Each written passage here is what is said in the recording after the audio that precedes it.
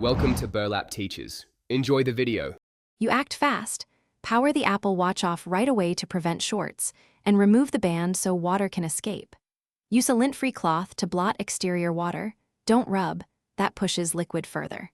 Lay the watch face down on a dry towel at a 30 to 45 degrees angle so gravity helps drain ports and the speaker.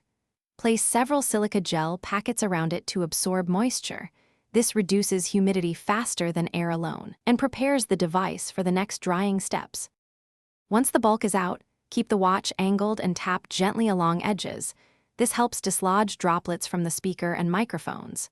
Next, use a bulb syringe or a can of low-pressure air at safe distance. If you use a hairdryer, set it to cool and stay about 6 inches away to avoid heat damage. Make sure to move the air across seams and speaker holes briefly.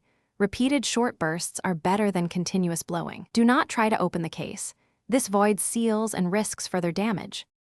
Finish by sealing the watch in an airtight container with lots of silica gel for 24 to 48 hours. This pulls remaining moisture out safely. After that wait, wipe it again and only power on or charge if fully dry. Charging wet electronics risks shorts. If it fails to boot, try a force restart.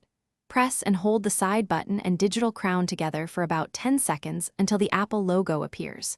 If problems persist, contact Apple support or an authorized repair center. Don't attempt invasive repairs yourself. Thanks for watching. Consider subscribing if this video helped you.